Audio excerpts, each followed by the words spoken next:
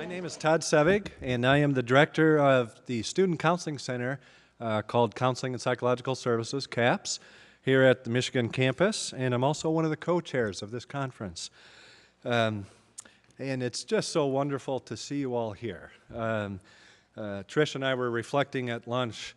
For those of you who don't know, last year at this conference, we were literally in the middle of a snowstorm. So some of us are very appreciative to have 40 degrees and sun outside. So I've been here at UM doing this work for 25 years, and in this short span, I've seen a ton of changes in the landscape. And I'm so grateful for this national community, which is growing, of people who care about and will do something about college student mental health. And we are now bringing a new person into our midst, and we have a wonderful ending to our conference today. Our closing keynote speaker embodies one of the principles that we've had for all 13 years of this conference. And at one level, it's being multidisciplinary. A more accurate phrase for me is, yes, sometimes falling along disciplines, but also roles on campus. All the layers of what it takes to accomplish advancement in student mental health. And when we think about us as individual people, enveloping all the layers of what makes us human, and it is our brain chemistry up here. It's also our experiences as human beings in here. And enveloping the total aspect of what it means to be human and engage with each other and for our purposes around mental health and thinking of students on all of our college and university campuses. So it's my pleasure to introduce Dr. Aaliyah Crum. We've had a wonderful chance to talk. Aaliyah is an assistant professor of psychology at Stanford. Her research focuses broadly on what I just said, the notion of let's look at multi-layers of what's going on with us as people. So if you've noticed in your program, some of her research is focusing on subjective mindsets, the lenses through which information is perceived, organized, experienced, interpreted, and frankly, how we make sense of our lives. As the title implies, the notion of rethinking stress. So sometimes we think this generation, and right now, that's where the stress is all coming from.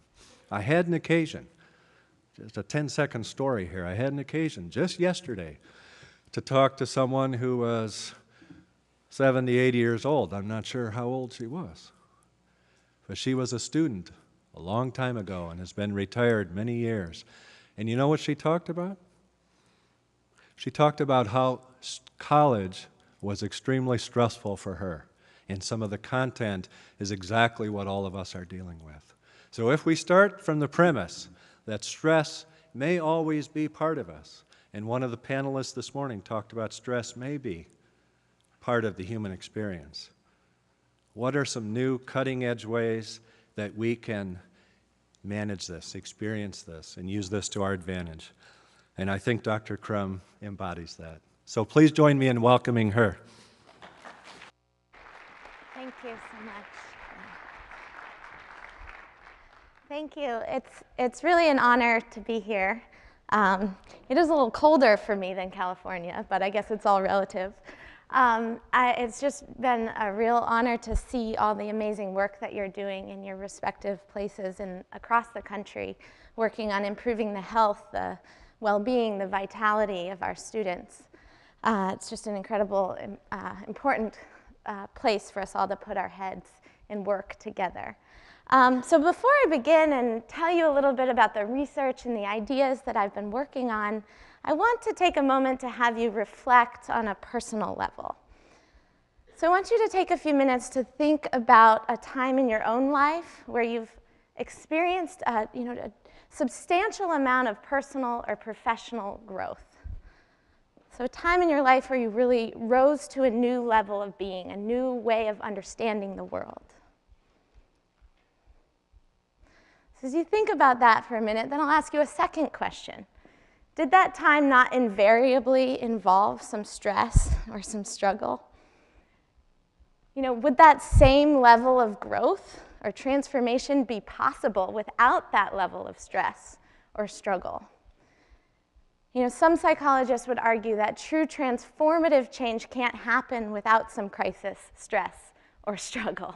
But even the smallest amounts of changes, moving from the 5th to 6th grade, or getting your degree in college, necessarily involves some stress or some struggle. So as you think back in your own lives and remember that and sort of look at that perspective, try to then contrast that with the message, the dominating message around stress today. So everywhere we look, there are signs and there's symbols and there are messages yelling at us, telling us what? Telling us that stress is negative, stress is bad, stress should be avoided. Over the years, stress has been called a growing plague. It's been called an epidemic. The American Institute of Stress, a whole institute devoted to combating the negative effects of stress, links stress to the 6 leading causes of death. And the World Health Organization has gone as far to say that stress is America's #1 health problem. So I was trained as a clinical psychologist, and so I like to take this opportunity to ask you what as a clinical psychologist I'm trained to ask, and that is, in thinking about all of these negative consequences of stress, how does that make you feel? It's interesting, right? More stress in all of our good efforts to warn people about the negative effects of stress. What might we be doing but creating more stress? So it led me to kind of question this, is this really true? What type of mindset are these messages creating? And might that mindset be paradoxically increasing those negative effects? So as I found over, now it's been about 8 or 9 years of researching these questions, I found that there are 2 fundamentally flawed assumptions on the research on stress. The first is that the effects of stress are only negative. The second is that the goal should be to try to counteract and avoid the negative effects of stress. So I'll try to walk through why these are flawed and what we can do about them in this talk today. So of course, it's not totally flawed, right? So there are some very real, very palpable, very negative possible effects of stress. So we know that stress can cause detriments on performance, it can decrease health, and of course it can affect our well-being, affect depression, and other mental illness. But if we took all of the research on stress and we laid it out here on this stage, and we could probably fill this stage full of papers, what you would realize is that the literature on stress looks like most bodies of literature, and that is that it's not so clear-cut. And in fact, there's a strong and growing body of literature showing and demonstrating that the effects of stress can be exactly the opposite. So in the domain of performance, it's really fascinating research showing that the body's stress response is not designed to hijack your mind. In fact, it's designed to boost our mind into enhanced functioning. So our brains process at about 20 frames per second. So if I flashed numbers up here on this screen, there'd be a rate at which you couldn't read them anymore. But if we all went to New Zealand, which would be a great place to have this conference next year, and we went bungee jumping, and there was a screen at the bottom of the ravine, what you would find is that we could read those numbers. The same speed, now we can read them. The body's stress response boosts the mind. It increases the speed at which we process information. A lot of times when people are stressed, they say, I had this sense that time was slowing. It's not because time slows, obviously, but it's because our minds speed up to process what's going on. Larry Cahill's done some really interesting research where he has students doing memory tasks, other cognitive tasks, and what he does is he has people stick their hand in a bucket of ice water. And what he finds is that, contrary to expectations, when students have their hand in the bucket of ice water, they actually remember things better. They actually perform better on the cognitive task, and that's directly proportional to the amount of glucocorticoids released in the system. So you might be thinking, okay, well, the stress response momentarily can help boost our mind, but eventually it's going to make us sick, right? Well, that's actually not true also. So Alyssa Epple, Bruce McEwen, and others have discovered this possibility in the body called physiological thriving. So it's what happens when we work out, right? Anybody in here lift weights? You know that in order to build the muscle stronger, you literally have to break the muscle down. The release of catabolic hormones recruits a set of anabolic or growth hormones, and it's that stress that serves to build the body into enhanced strength. This is what vaccinations do. They boost the body into enhanced functioning. So stress doesn't have to deplete us physiologically. And in fact, it's designed to do the exact opposite, recruit the physiological growth hormones to improve our strength, our vitality.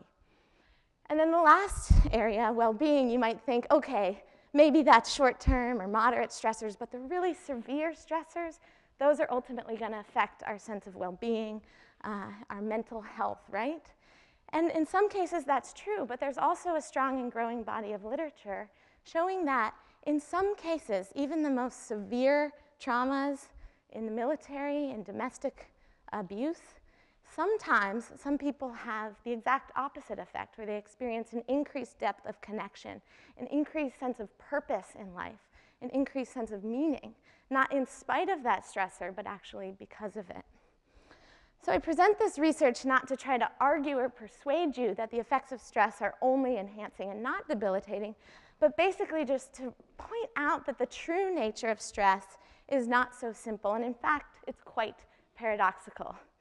So of course, the question that one asks is then, given this paradox of stress, what is the distinguishing factor? So this is not a new question, and some of you are thinking, oh, we already know all this, right? Isn't the stress, the distinguishing factor the amount of stress? So I've seen this Yerkes-Dodson curve many times in this conference today, and to some degree it's true that the amount of stress, so the chronicity, the severity, the frequency of stress is what determines when it's enhancing or debilitating. What's the problem with this, though? If you're over here, sometimes you don't have the ability or the luxury to reduce the amount of stress we're faced. We would like to say, oh, I think I only want to take 2 final exams instead of 4 this semester. That would help me get back to my optimal level of functioning. We don't have that luxury, right? And paradoxically, sometimes trying to reduce the amount of stress that we're faced with actually increases stress. So if it's, the week before your exams or the week before your taxes are due and you think, oh, I'm really feeling stressed, I think I'll go out and have a couple beers, maybe get a massage, whatever it is, that might decrease stress momentarily, but increase stress over the long haul.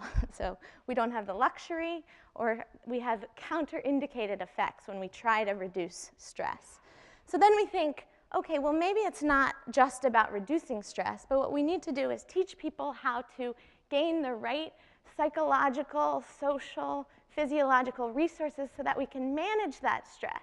We can stay at a high level without having the effects for longer. Has anybody in here ever been stressed out about getting their exercise in, or eating the right foods, or seeing their therapist? These are all great things, but oftentimes they just add to the to-do list in our lives, therefore increasing more stress. So what I'm going to suggest is that a third curve is possible, that we can literally bifurcate this inverted U curve, and we can create a new curve in our lives. And in fact, if you think about those times in your own life where you did grow, you did learn, you did reach a new state of existing, this is what happened. You hit that sort of tipping point of self-destruction. There was some struggle, there was some stress, and then something happened to help you reach a new curve, a new place where you could withstand higher levels of demand, challenge, stress, struggle without the negative effects. So what is it that allows us to bifurcate this curve? Well, what I'm going to argue is that that is quite simple, actually. It starts by just a simple shift in mindset. So what is a mindset? Well, at any given moment, the amount of potential information to take in is unwieldy. So we need simplifying systems or lenses through which to view and make sense of the world. This term has been perpetuated by Carol Dweck in the domain of ability and performance, showing that if we can change our mindset about intelligence from viewing it as something that's fixed, unchangeable, to viewing it as something that's malleable, that just that simple shift in mindset, in the theory of how intelligence works, produces a cascade of changes. So she's found that students who can shift their mindset have a greater appreciation for academics, they're more motivated to do well, and they have improved performance after failure and setbacks. So what we look at in our research is this same idea, I'm going to skip this, but in the context of stress. So if we can get people to shift their mindset, they can honor that it's paradoxical, but move their mindset from a stress is debilitating point of view to a stress is enhancing point of view, that might have enhancing effects. So how do we measure this? Well, we designed a self-report measure. This is with my colleague Peter Salovey at Yale. He's now the president of Yale, so we're trying to get him to employ this with all of his students. He's busy now, as you might imagine. But this is a measure we designed to assess people's mindsets about stress. So it's really quite simple. It asks questions like, experiencing stress facilitates my learning and growth. Experiencing stress enhances my performance and productivity. And then items which are reverse scored, like experiencing stress deteriorates my performance and productivity. So we take the mean of these items, and we can find that if somebody's mindset rests on this continuum. So we've tested this in a variety of different samples. For example, the Federal Reserve, employees there tend to have a 1.9, so they're on this stress is debilitating side of the scale. UBS average, so these are employees that we worked with at UBS Bank. This was during the financial recession. They were undergoing about a 10% layoff in their jobs. That's not funny. It was quite stressful. They have a 1.6. And perhaps quite shocking, when we did this with Columbia University undergraduates, what we found was that they had an even more debilitating mindset about stress. More so than the Federal Reserve, which I think is quite concerning about the future. So these are their mindsets, but how do they matter? Do they produce any changes in people's lives when they experience stress? So to first test this, we measured people's mindsets, and then we brought them, they're actually undergoing a class on personality psychology. And about 3/4 of the way through the semester, we said, today we're going to have our class on charisma. And in order to teach you about charisma, we're going to bring in a guest lecturer from the business school. This was done at Yale. So a guest lecturer came from the School of Management. And she said, in order to really learn about charisma, you need to experience it. You need to engage in it. So what I'm going to do is I'm going to give you 5 minutes to prepare a speech. And then I'm going to randomly draw 5 of you out of this hat to come up here and give your speech to your peers. And your peers are going to rate you on these 5 dimensions of charisma. And don't worry, if you don't get chosen, you'll have an opportunity to do this in the School of Management where you'll get feedback. And these video cameras in the back, those are just so we can, go back and really code for how charismatic you really were. Meanwhile, we were testing their cortisol levels. So I said this. So we were looking at how they responded to this stress. So as you probably know, cortisol is a glucocorticoid. It's secreted during stress. So what did we find? Well, if you think about people in your own lives who have stress, you can sort of put them into 2 different camps. There are some people that are hyper reactors to stress. So those are the people who kind of over-engage. You can see them right there in class going, oh my God, I need to think about this. I need to really engage and figure out what I'm going to do, and blah, blah, blah. And then there are people who are hypo-reactors. So these are the people that are like, it's fine, I'm not so worried about it, and they kind of check out in these stressful situations. So what we do is we separate the sample between the people who had real hyperreactivity to stress and people who have hyporeactivity to stress. And what we found was quite interesting. So people who were these low cortisol responders who didn't have a lot of reactivity, when they had a stress-enhancing mindset, they actually demonstrated boosted cortisol. So they were more engaged in the task. On the other hand, the people who were the high cortisol responders, when they had a stresses-enhancing mindset, they showed mitigated cortisol response. So again, it looked like being in the stresses-enhancing mindset brought people to a state in which they could adequately engage, but not be so engaged that they couldn't focus on the task at hand. We also asked, what's your desire to receive feedback? How excited are you about receiving your peers' ratings of your charisma? How likely are you to join us at the School of Management to engage in another opportunity to test your levels of charisma? And what we found was really interesting here, and that is that people who have a stresses-enhancing mindset were more willing to seek out this opportunity to grow, even though it was probably going to be stressful for them. So this was sort of the first test that we looked at, but you can see it all makes sense when you think about why these mindsets would matter. So if you believe that the effects of stress are deteriorating or debilitating, that of course changes your motivation. You're motivated to either avoid or perseverate. And it also changes your arousal correspondingly. You're either checking out or you're hyper-reactive.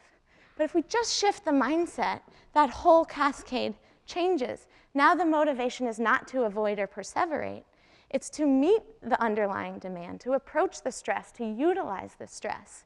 And that, of course, changes your arousal, which we know changes health and well-being. So in this study, they were just, this was a self-report questionnaire. You might be asking, so can we change stress mindset? Can we get people who have this debilitating view and shift them over to view stress as enhancing? So to do that, we worked with this group of participants. These were the employees at UBS Bank. And we split them into 3 conditions. A condition we would attempt to elicit a stresses-enhancing mindset, a condition that we would attempt to elicit a stresses-debilitating mindset, and a control condition.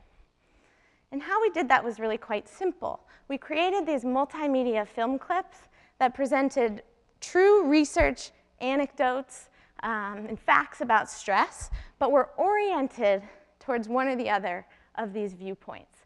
So I'm going to show you these videos simultaneously, but keep in mind they only saw one or the other depending on the condition they were in.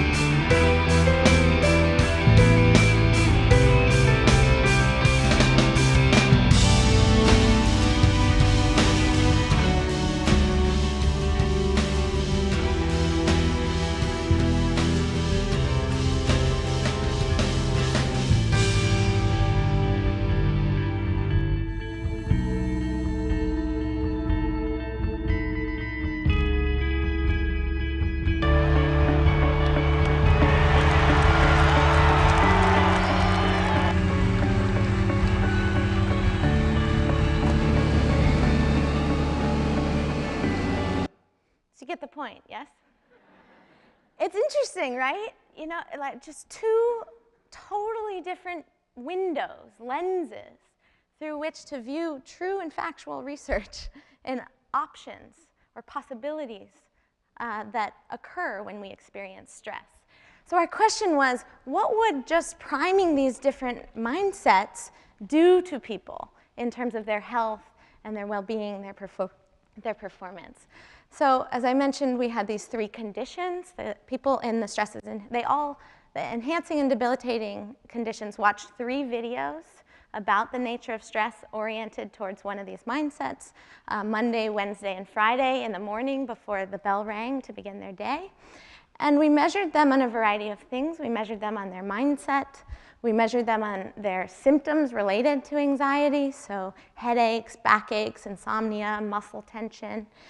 And then we also measured them on their work performance, so soft skills and also hard skills like accuracy, engagement, new ideas, etc.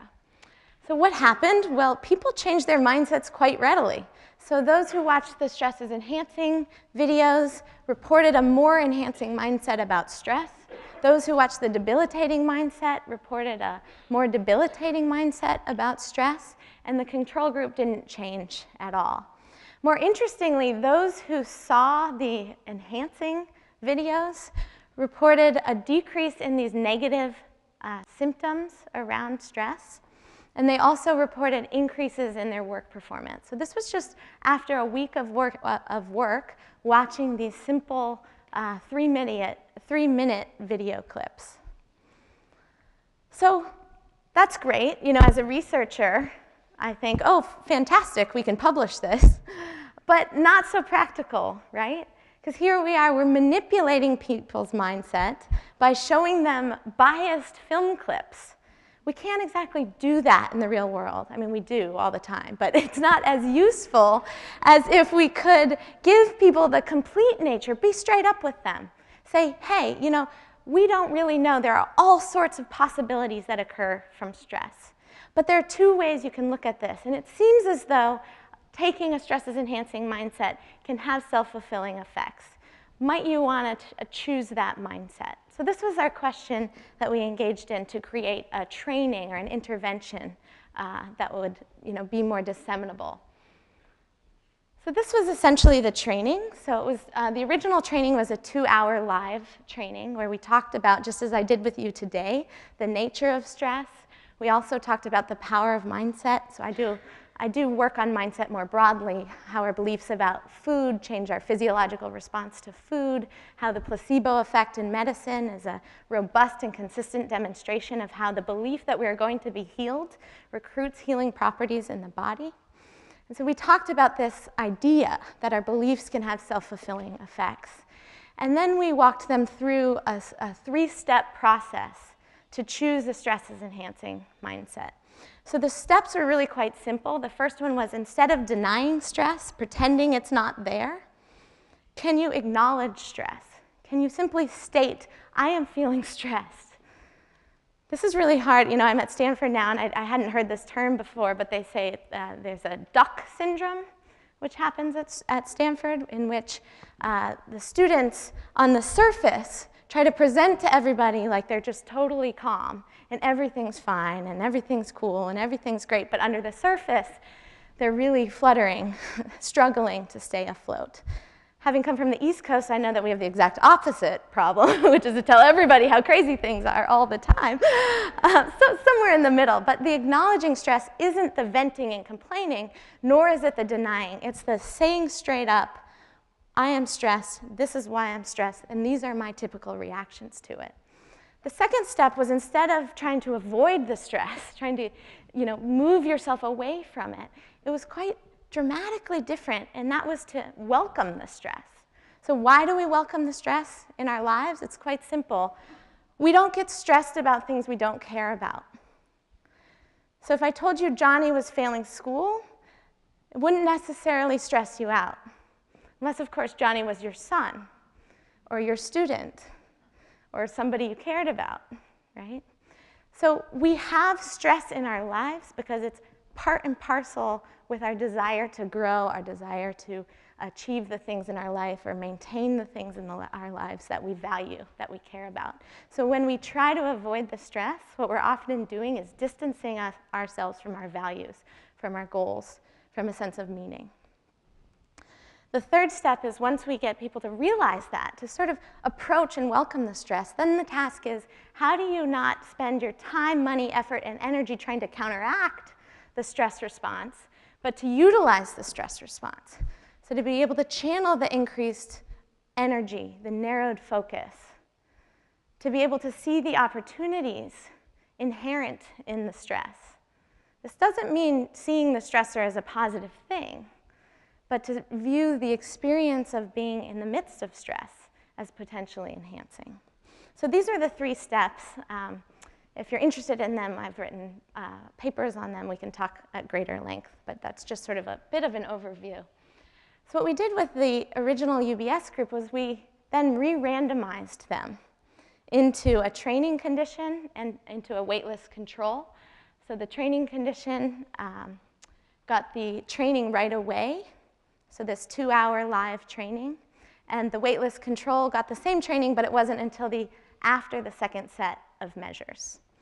So what did we find here? Well, once again, their mindsets changed. So now, knowing the truth about stress, they still chose to adopt a stress-enhancing mindset.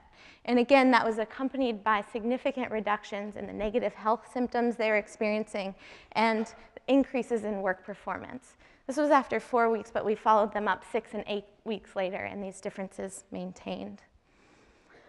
So this was with UBS bank employees. You're probably asking, what about students? How does this affect students? Well, we recently ran an intervention with 60 students at MIT.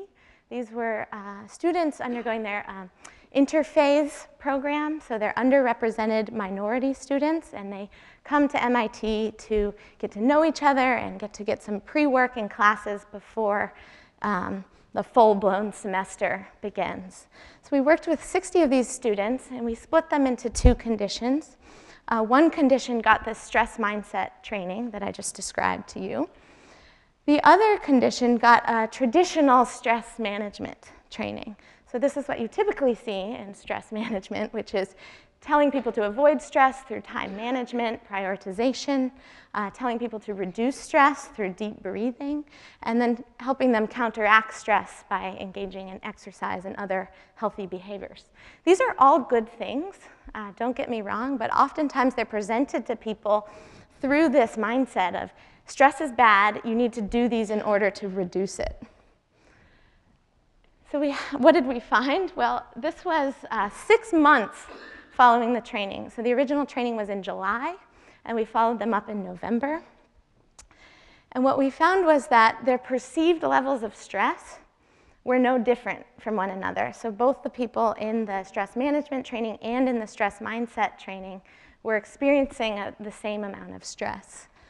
However, the participants in the stress management training were reported more positive coping, so planning, reframing, finding instrumental support, finding emotional support. So ironically, even though we were telling the people in the stress management training to seek out these active coping, they weren't doing it as much as those who shifted their mindsets. More importantly, what we found was there is a huge increase in the positive affect that those in the stress management training were experiencing. There was no differences in negative affect, so they were all still experiencing the highs and lows, but they had more of those lows accompanied with positive emotions. And we've been finding this in a lot of our lab studies too, where we stress people out with the Trier stressor speaking task. They don't get any less stress. They're still angry that they have to go through this, and they're still kind of frustrated about it, but they have a sense of confidence. They have a sense of hope. They have a sense of meaning during that. And so ironically, trying to reduce stress might not be our best approach, but can we encase that in a sense of meaning, positivity, approach orientation? And then lastly, we found that those who were in the stress mindset training had many more healthy days. So this is the Center for Disease Control's Healthy Days measure. This is a Z-score, which essentially shows that most of the people in the stress mindset training were above average in terms of the healthy days they were experiencing, whereas those in the stress management training were below average. So it's interesting, right? Before we saw that the training was effective, but now we're showing that it's significantly more effective than the traditional approach that we've been trying to produce for so long. So I'm not sharing all of the research with you today. We've done quite a bit, but again, now our theoretical model is growing. So instead of just changing motivation and changing physiology, what we're finding is that these mindsets change affect, and they change attention. And all of these things together can produce cascading effects on our health, our well-being, and our performance. So this is the more appropriate one to view. So if you believe that stress can be enhancing, if you think stress is an inherent, natural part of the human condition, that simply going through it can help me grow, become more strong, become more connected, then several things change. As I mentioned before, you're motivated to utilize it. You have optimal levels of arousal. We've also seen a boosted DHEAS response, so this is that growth-promoting hormone. Your attention changes. So on cognitive tasks, we find that students are more biased towards happy faces than they are towards the threatening faces. So they're seeking out the positive aspects in their lives. And as I mentioned, no reduction in negative affect, but there's this boost of positive affect. And all of these things we know can improve our health and our well-being. Oh, and most interestingly here, the effects that we can produce when we're in this mindset are self-fulfilling, but they're also reinforcing. So what, in essence, we're doing is we're creating a change in mindset which affects outcomes, which then serves to reinforce the mindset. So we're creating a virtuous spiral in people's lives that ironically is fueled by stress. So I want to mention a few clarifications here. I don't know if you can see this quote, but it says, or this cartoon. And so without further ado, here's the author of Mind Over Matter, and he's walking into a poll. Sometimes I find like I'm in that guy's shoes. It's not about denying the potentially negative effects of stress. So as I mentioned here, there are very real, very true, very palpable negative effects of stress. This is not about denying that that's possible. It's also not about thinking that the stressor is necessarily a good thing. So flunking an exam or breaking up a relationship or a death in the family, those aren't good things. Those aren't positive things. But the experience of going through them can produce enhancing outcomes in our lives. And lastly, it's not about seeking out unnecessary stress. So I'm not suggesting in your counseling centers you recommend that your students put their hands in a bucket of ice water when they're studying for an exam. However, what it is about is recognizing and honoring the paradox of stress. And most importantly, it's about recognizing the power of our mindsets in that. So what are we feeling? What are we thinking in the midst of this stress? You know, as I mentioned this morning, when you think back in the times in your own lives where you grew, where you learned, it necessarily involves some stress. Now the challenge is, can we do that more often in our lives? And can we help our family members and our students find that shift in their curve of functioning in the midst of challenging times? In essence, we're helping to help people to learn to stress better. So I want to end with a brief story. So this happened to me when I was about halfway through my PhD program, and I was really struggling at the time. You know, I wasn't exactly sure what I wanted to do. I wasn't sure if I wanted to stay in research or, go more into practice. I was shifting advisors. I was changing relationships. I was, had a lot going on. And I remember I had Friday morning meetings with my advisor at 8 a.m., and it was Thursday night. It was late at night, and I was running some analyses, some statistical analyses in the computer room in the basement of the psychology department at Yale.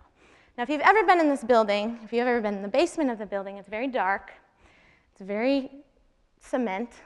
It's not exactly the most inviting place. And here I was furiously working away at this, anxious about this meeting, overwhelmed about all the work I had to do, uncertain about my value in the program I was in. And I heard the door creak open, which kind of freaked me out because it was so late at night. And my friend Brett, who was the IT guy in the psychology department, happened to be there. Who knows what he was doing at that hour. But he peeked open the door, and he looked in, and I was like, hey, Brett, tried to give him the don't talk to me, I'm busy look. And he goes, just a cold, dark night on the side of Everest. And I said, okay, Brett, see, I got a lot of work to do here. See you later. It wasn't until several weeks later that it hit me. If you were climbing Everest, you could imagine that there would be some nights that were cold, that were dark, that weren't exactly the most pleasurable moments of your lives. But what did you expect? Did you expect that climbing Everest would be a walk in the park? No. In fact, climbing Everest wouldn't be so cool if there weren't so cold, dark nights on the side of Everest. What was I thinking? Did I expect that getting my PhD would be a walk in the park? Did you expect that raising children would be a walk in the park? Did you expect that finding that perfect person in your lives would be a walk in the park? No. And perhaps so much of the greatness of all of those things comes not because we walk through them easily, but because of the inherent stress, because of the struggle, because of the things we grapple with on those cold, dark nights on the side of Everest. So this really dramatically changed me. As you can see, it actually influenced what I did my PhD on, which was on stress. But I hope that this work at least resonates with you to some level. There's a lot more that we need to do. The original training was a live intervention. We've now designed a multimedia intervention that has several different modules. We've been testing this out in several different samples. We're working with a sample of nurses at IU Health. We've worked with Navy SEALs. We're doing some other collegiate samples. But there's a lot more work we need to do. We need to see the long-term effects. We need to see, how is this affecting physiology? We haven't yet worked with clinical samples. So for people who are severely depressed, is this useful? So I hope that, you will be encouraged to think about the mindsets that you're generating on your own campuses and how you might be able to shift them to be more positive, more proactive. So with that, I'll thank you for allowing me to share our work, and thank you for all the incredible work that you do.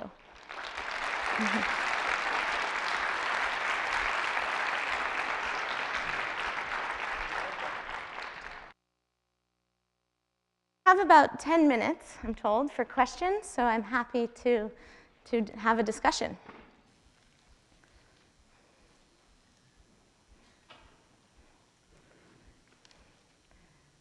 We just solved the world's problems. Everything's great.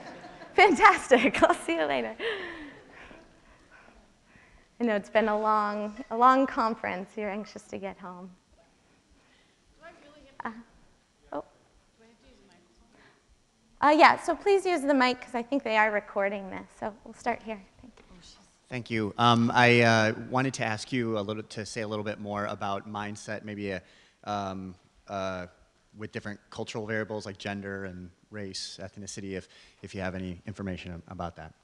Yeah, no, that's a really great question, and we're just starting to explore it now.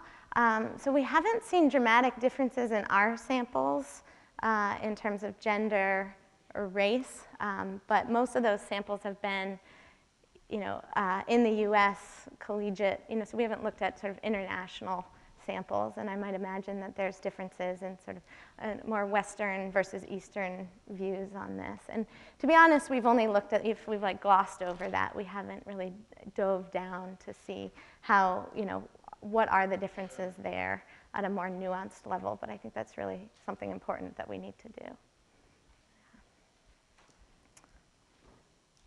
do. Yeah.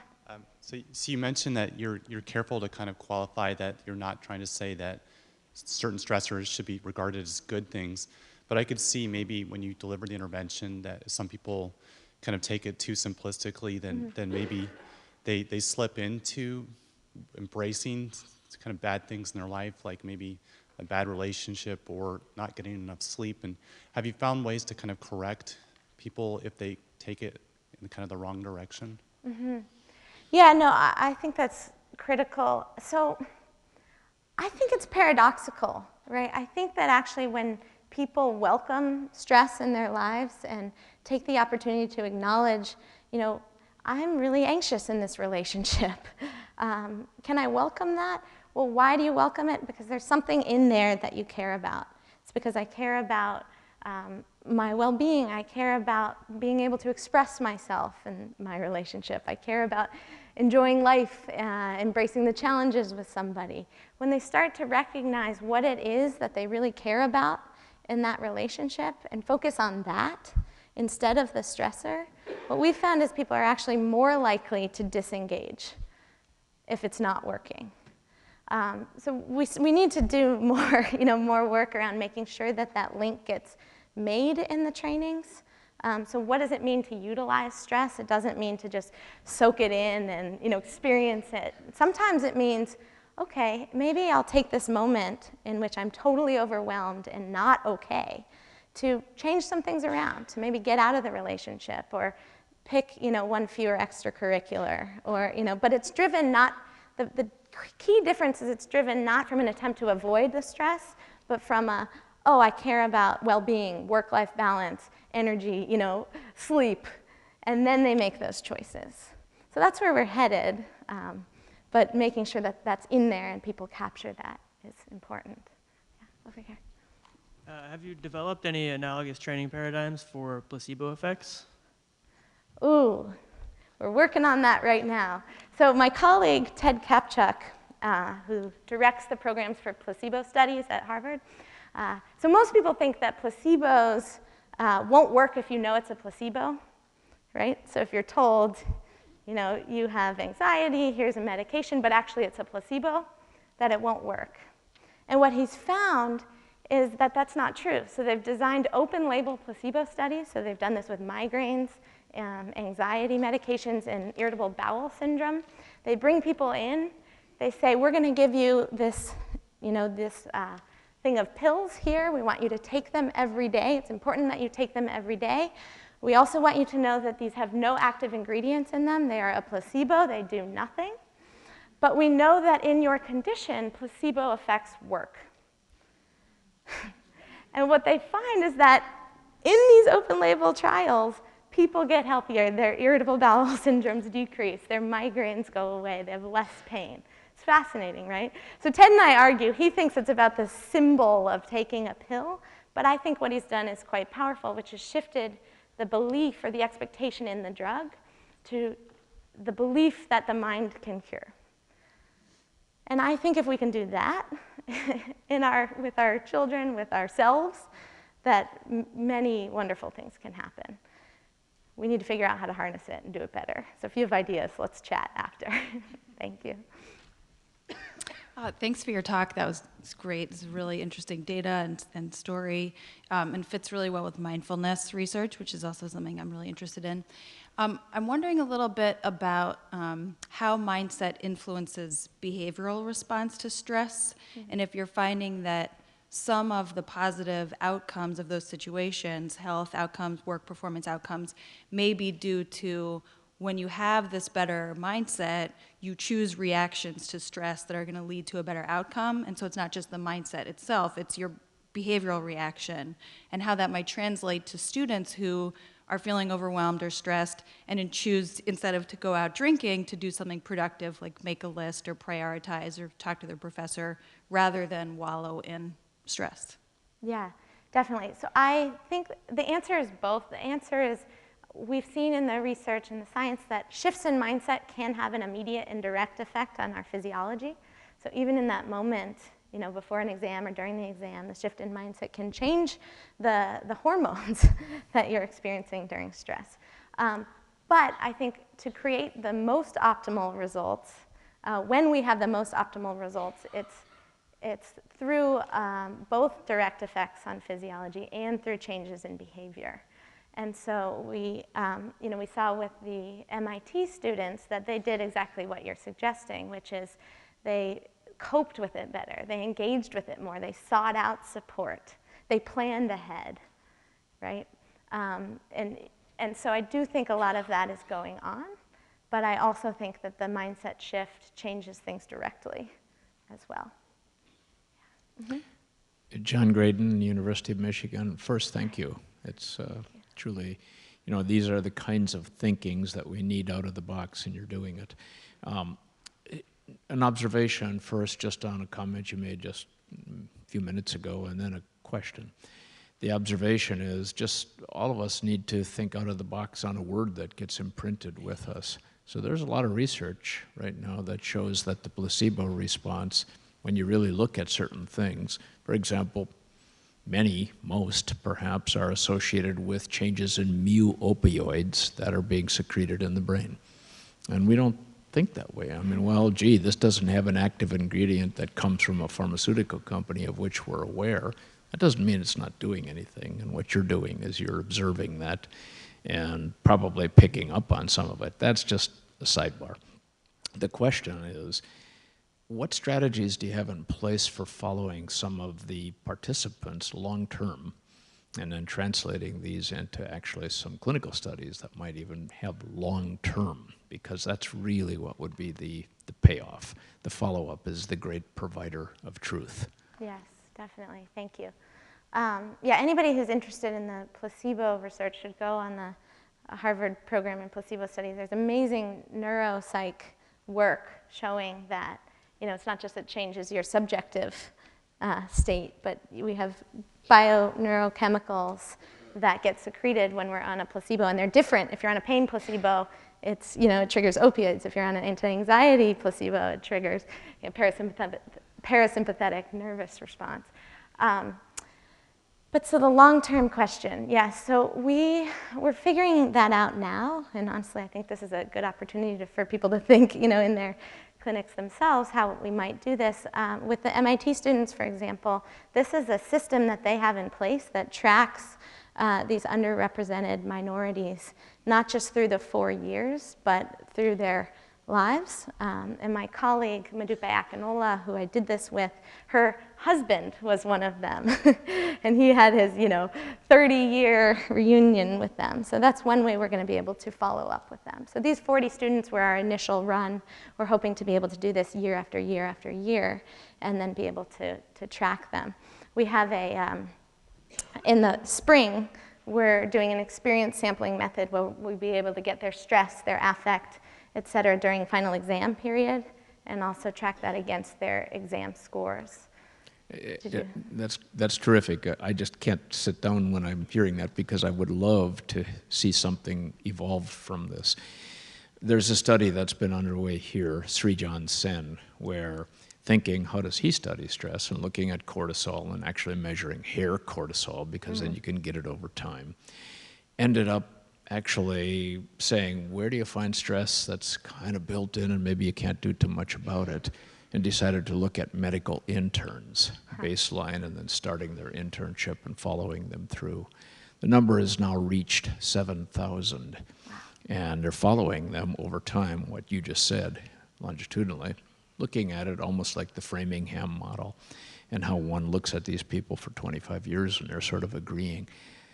I'm going to give you a card afterwards, and you guys ought to talk. And then he could have some samples of that group and try a mindset modification approach. And some of it could be put into a follow-up paradigm, and it might give us some cool information. Yes, please do. That's fantastic. These are the types of partnerships we want to create. And the real question is not just, you know, does this last over time, but how and why does it? You know, so when are the times that we elicit this virtuous positive spiral? And also, you know, when are times that people learn this information and then they experience their first stressor and they're like, oh, that's hogwash, you know, and go right back to a stress is debilitating mindset. So once we're able to get those longer term samples, we can understand what triggers that positive spiral and what we can do to enhance that. So thank you. Just a question, do you have any plans to study this on patients that have experienced severe trauma, post-traumatic stress disorder type patients, and where do you think that there might be differences in the results, or have you studied it at all? Yeah, it's a really great question. So as I mentioned, I was trained in clinical psychology. I did my internship at the Veterans Hospital in West Haven. So I only have anecdotal experience of working with veterans who had post-traumatic stress. And so we did a lot of this work. And in my experience, I found it to be very valuable. That said, I think that there's a lot we can do there, but I think we get more bang for our buck when we focus on prevention. So that's why now I'm working with the Navy on how do we train, you know, the sailors, I couldn't think of the soldiers, the sailors, how do we change their mindset before going on deployment? in order to prevent some of these very long-lasting consequences. So they right now go into battle with two options. You're either going to come back normal or you're going to come back with PTSD.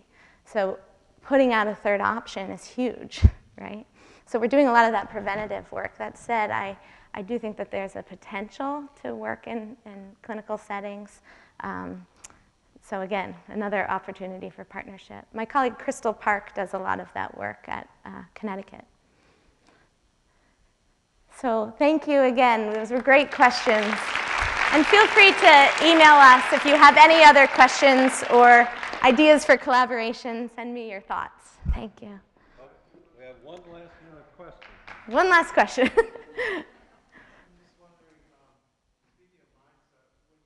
Counseling patients for suicide prevention, like on a suicide prevention hotline.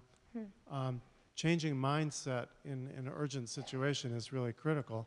And I'm wondering if any of your research, have you thought about how your research might be applicable in those situations? Yeah. The beauty of mindset is that you can change it in just the flip of a switch. How you do that in a crisis call, we would need to sit down and talk about. But it can happen. It's very possible. And I think that that's what does change in people that we save is a shift in mindset and not much else. Yeah. So thank you again, Dr. Crum. So we're now at the close of our 13th annual conference. On behalf of John Graydon and Daniel Eisenberg and myself as co-chairs and really the whole planning committee, we hope we've been good hosts to you all. We would just like to say thank you for coming, for participating, for engaging, and ultimately for contributing. We do really want to say, and I'd like to have all of us say, thank you to one person. So a lot of people actually go in to making these 2 days work for us, but one person in particular really does take the lead with organizing all of this machinery, and it's Trish Meyer, and I think she is in the back there, so let's thank her.